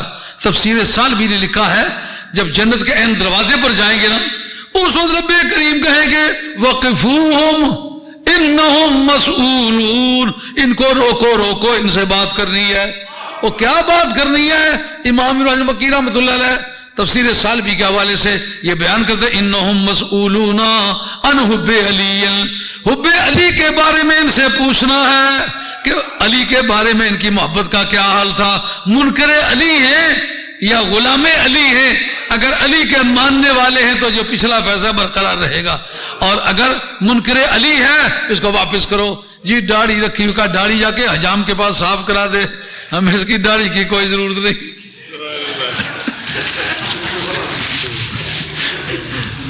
یہ بڑی تسبیح رکھی ہوئی ہے، ساری عمرہ مالا جپیا ایک نہ کتا بالے، یہ ولی عبدالہادی صاحب کا بیان ہے۔ ہاں ولی عبدالہادی صاحب کالے والے عاشق آدمی تھا۔ تو عرض خدمت ہے داروغہ جنت نے یہ نعرہ لگایا لا فتح الا علی لا سیف الا ذوالفقار۔ مولوی صاحب کے نعرے لگاؤ تو ہمیں کوئی اعتراض نہیں، صوفی صاحب کے نعرے لگاؤ کوئی اعتراض نہیں، پیر صاحب کے نعرے لگاؤ ہمیں کوئی اعتراض نہیں، اور ہمیں تو صوفی کے نعرے پر اعتراض نہیں، تمہیں علی کے نعرے پر کیوں اعتراض ہے؟ یہ جتنے مولویوں پیروں صوفیوں نعرے لگاتے ہو قرآن سے ثابت ہے، حدیث سے ثابت ہے؟ علی کا نعرہ تو حدیث رسول پاک سے ثابت ہے۔ پھر جو احد کا مارکہ گرم ہوا اور ساری دنیا تتر بتر ہو گئی، کسی جنگی ضرورت کی مصلحت کے تحت آگے پیچھے منتشر ہو گئے، اور اس وقت سرکار کے گردا کی جس کی تلوار چل رہی تھی وہ اکیلا علی تھا۔ اس جگہ ازالت الخفا عن خلافت الخلفاء جلد چارم معاصر حیدر کرار شاہ ولی اللہ صاحب محدث دہلوی بابا کے دہل کہتا ہوں نادا مناد لا فتح الا علی لا سیف الا ذوالفقار۔ شاہ ولی اللہ صاحب محدث دہلوی ایک، اور محب الدین تبری ریاض النظرات دو، امام مغازلی تین۔ اب جناب نعرہ علی تو معتبرات میں نکل آیا، روکنے کی اتھارٹی بتاؤ۔ یہ تمہارا عذر کہ اس طرح علی کا نعرہ لگائیں گے شیعہ کو فائدہ پہنچے گا، اگر صدیق اکبر کی ذات پاک کا، فاروق اعظم کی ذات پاک کا نعرہ لگاؤ خارجیوں کو فائدہ پہنچے، اس کا کون ذمہ دار ہوگا؟ مقالات الاسلامیین امام ابو الحسن اشعری علم عقیدہ کی نامی کتاب ہے، اور عقائد کے تخصص میں یہ پڑھائی جاتی ہے مصر میں بھی، اور یہ مدینہ طیبہ میں پڑھائی جاتی ہے۔ مقالات الاسلامیین میرے کتب خانے کے اندر موجود ہے، اس کے اندر بتایا ہے کہ خارجی حضرت صدیق اکبر کی ذات پاک اور فاروق اعظم کی ذات پاک کہ اتنی تعریف کرتے تھے کہ سرکار سے بھی بڑھاتے تھے۔ اب اگر کوئی اس عذر سے روکے کہ تم ان شیخین کریمین کے اگر فضائل بیان کرو تو خارجیوں کو فائدہ پہنچے گا، تو کیا یہ عذر معقول ہوگا؟ نہیں، خارجیوں کو فائدہ نہیں، کالے چور کو فائدہ پہنچے۔ صدیق اکبر کے فضائل میں بیان کروں گا، فاروق اعظم کے فضائل میں بیان کروں گا، فائدہ جس کو پہنچتا پہنچے۔ اگر موسیٰ علیہ السلام کے معجزات بیان کروں یہودیوں کو فائدہ پہنچے تو ان آیتوں کو قرآن مجید سے نکالو گے؟ اگر عیسیٰ علیہ السلام کے معجزات بیان کرو عیسائیوں کو فائدہ پہنچے تو آپ قرآن مجید سے وہ آیتیں نکال دیں گے؟ جب عیسیٰ علیہ السلام کے فضائل کو تم نہ روکو، موسیٰ علیہ السلام کے فضائل کو تم نہ روکو، صدیق اکبر اور فاروق اعظم کے فضائل کو تم نہ روکو، وہ علی کے فضائل کو روکنے کے لیے تمہارے پاس کیا جواز ہے؟ یہ شیعہ کو فائدہ پہنچنے کا تو عذر تمہارے نزدیک معقول اللہ یعنی عذر ہے، لیکن اگر اہل ایمان کو چوٹ لگے کہ تم نے نعرہ علی کو کیوں روکا، کیا جواب ہے؟ لیکن جس کے نعرے کو روکتے ہو اس کا نعرہ تو حدیث سے ثابت ہے۔ آئیے جو آپ کی تفسیر ہے روح المعانی، انما ولیکم اللہ ورسولہ، اس کے تحت لکھا ہے جو نبی کریم علیہ الصلوۃ والسلام مسجد میں تشریف لائے، وہ سائل جس نے سوال کیا تھا وہ باہر نکل رہا ہے. آپ نے پوچھا یار سوال کیا ہے، کس نے کچھ دیا بھی ہے؟ معلوم ہے لجپالوں کی عادت ہے کہ ہمارے پاس مانگنے آیا تھا، کچھ ملا بھی کہ نہیں. ہاں کیسی کیسی انوکھی بات ہے. نام لیتے وقت سب کے نعرے، لیکن ایک دھیلا نہ کسی نعت خان کو دو نہ کسی مولوی کو دو. بڑی خوبصورت تمہاری یادگاریں ہیں، کیسا تمہارا دین ہے. اور تمہارا تو اگر شجرہ بھی تلاش کیا جائے تو تمہارے شجرے میں بھی کوئی ایسے بزرگ نہیں گزرے جو سخی گزرے ہوں. ہاں کنجوس مکھی چوس. ہاں ہے کہ ناسا نہ بال پٹیے تو بھی سارے ملے کی درد ہونے لگ پہ. ہاں مردان حق سخی ہوتے ہیں، ان کی قبروں پر بھی سخاوت کے باڑے بڑھتے ہیں. سرکار نے پوچھا اور سائل کسی نے کچھ دیا ہے؟ یہ پوچھنے کی کیا ضرورت تھی. سرکار یہ احساس فرماتے ہیں میری مسجد میں آیا ہے، سوال کیا ہے، کچھ نہیں ملا ہے. عرصہ صاحب پری میں گیا، انہیں ایک آرج رکھا سا، وہ جتنے بیچارے نعت خانہ مولویوں کی پیسے دین نا اس آرے بچ رکھنے کچھ، وہ 1000 1.5 2,000 روپیے کسی جلے وہ نعت خان بیچارہ ٹور اس کی 5 روپیے بچوں دین جناب. پھر وہ ساہ کٹ کے نہ تو گالی بہوں کڈن.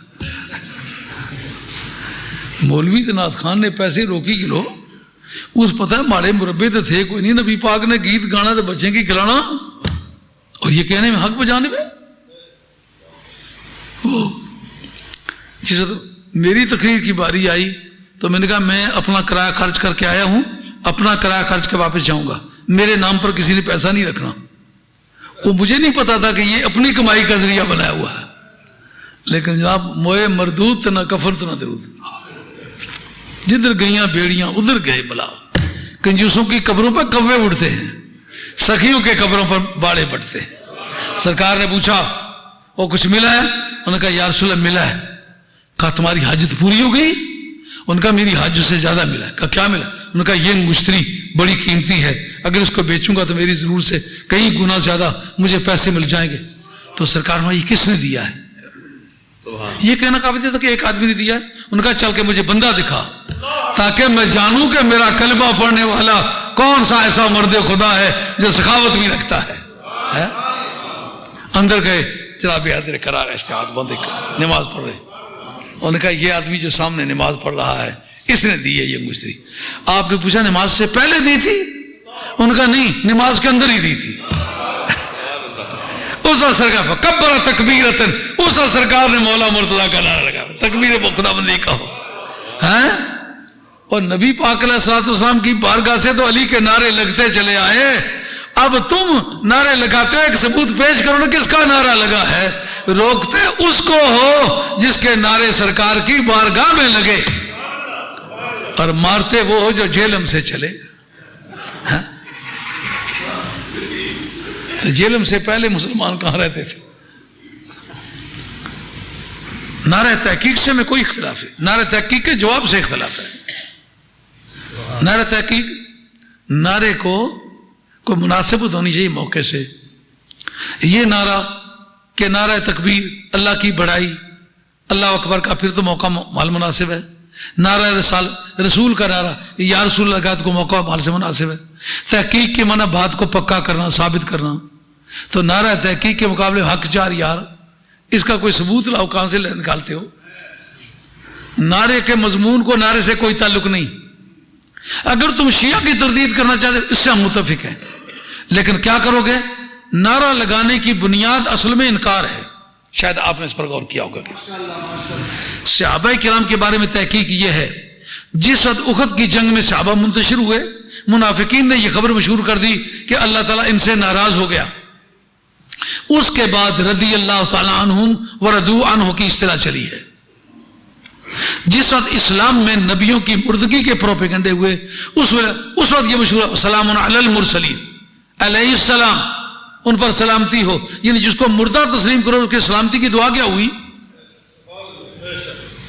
اسی طرح جناب حیدر کرار شیر خدا رضی اللہ تعالیٰ عنہ جس وقت کے ہندا نے اسلام سے قبل حضرت مولا مرتا کو یوں جان کے کہ یہ میرے بھائی کا قاتل ہے، یہ میرے باپ کا قاتل ہے، میرے خاندان کے سور میں اس نے مارے ہیں، تو وہ نام لیتے وقت کہتی سود اللہ وجہہ، اللہ اس کا منہ کالا کرے، معاذ اللہ ثم والعیاذ باللہ۔ سرکار نے کہا اس کا رد کرو، کرم اللہ وجہہ، اللہ جتنا حسین ہے چہرہ حضرت حیدر کرار کا، خدا اس سے زیادہ حسین کرے۔ سمجھ آئی یہ بات؟ جس وقت ولیوں کے بارے میں یہ کہا جانے لگا یہ تو مٹی میں مل کے مٹی ہو گئے، کہا رحمت اللہ علیہ رضی اللہ تعالیٰ، تو نعرے کی بنیاد اصل میں انکار ہے، جس کا انکار ہو اس کا نعرہ لگاؤ۔ تو صدیق اکبر رضی اللہ عنہ کا انکار اگر کیا کسی نے تو ٹھیک ہے، اس کا رد کرو تم۔ فاروق اعظم کا انکار کیا، رد کرو اس کا۔ عثمان غنی حیدر کرار کا، لیکن ان میں سے امام حسن کو نکالنے کا کیا جواز ہوگا؟ خلافت کا نعرہ اگر لگاتے ہو، ترمیم تم نے اتنی کی، اتنی بات میں تم وہابیوں کے مقلد ہو۔ وہ کہتے تھے نعرہ خلافت، تم نے اس کے مقابلے تحقیق لگائی، جواب میں وہ بھی کہتے تھے حق چار یار، جواب میں تم بھی کہتے ہو حق چار یار۔ اس کا مطلب جواب میں تم ان کے مقلد ہو۔ بات سمجھ میں آ رہی ہے نہیں آ رہی؟ یہ تو آپ جیلم کے رہنے آپ کو پتہ ہی ہے نا، جب نعرہ لگاتے تھے وہ کہتے نعرہ خلافت، اور جواب کیا دیتے تھے؟ حق چار یار۔ انہوں نے نعرہ خلافت میں ترمیم کر لی، لیکن جواب میں وہی الفاظ کہے ہیں۔ ایک جنا کراچی اردو بولنے لگ پیا، اور جیسے آئیں تو الی کھلتے ہیں، آخر جو الی کھلنا گئے وہ تو بھی اسی طرح ہے۔ پھر وہابیہ کی مخالفت کرنے کا کچھ نتیجہ نہ نکلا کہ جس وقت انہوں نے نعرہ خلافت کہا آپ نے تحقیق کہہ لیا، جب جواب انہوں نے دیا انہوں نے کہا حق چار یار، تم نے بھی حق چار یار۔ امام حسن کا جتنا انکار ہوا اتنا کسی کا بھی نہیں ہوا۔ آپ نے پوری زندگی میں کبھی شیعہ کی زبان سے حضرت امام حسن کی تقریر سنی ہے؟ کسی امام باڑے میں ان کا ذکر پاک کبھی اچھائی سے ہوا ہے؟ حتیٰ کہ اصول کافی کے متن میں یہ لکھا ہوا ہے کہ امام حسن جو ہیں ان کی اولاد میں سے قیامت تک کوئی امام نہیں ہوگا۔ حالانکہ امامت کے لیے معیار انہوں نے یہ دیا ہے، رب نے وعدہ کیا تھا جو تیرے خاندان میں سے کافر نہیں ہوگا امامت اس کو ملے گی۔ اگر آپ نے یہ کلیہ پہلے قائم کر دیا ہوا ہے کبرا، ہر اس آدمی کو خلافت ملے گی جو کافر نہیں ہوگا، پھر اس کے بعد کہ امام حسین کی اولاد، امام حسن کی اولاد امام نہیں ہوگی، جس کا مطلب کافر سمجھ لیا تم نے۔ یہ اصول کافی کے کتاب المصاحف کے اندر یہ جناب ان کی روایت موجود ہے۔ تو امام اگر شیعہ کی تردید کرنا مراد ہے تو امام حسن کو شامل کرو، حق پنج یار کہو۔ اور اگر اس سے زیادہ آپ کو تحقیق مطلوب ہے، صحابہ کرام کی عزت مطلوب ہے، تو سب سے زیادہ برا کہا انہوں نے حضرت امیر معاویہ رضی اللہ عنہ کو، حق سب یار کہو کہ سب کا سب کی تردید ہو جائے۔ کس منہ سے کرتے ہو تم؟ یا تو اہل بیت کرام کے منکرین میں سے ہو یا صحابہ کے منکرین میں سے ہو۔ اہل بیت کے منکر نہیں ہو حق پنج یار کہو، صحابہ کے منکر نہیں ہو حق سب یار کہو۔ وما علینا الا البلاغ المبین۔ الحمد للہ رب العالمین، والصلاۃ والسلام علی رسول الکریم، الحمد للہ رب العالمین۔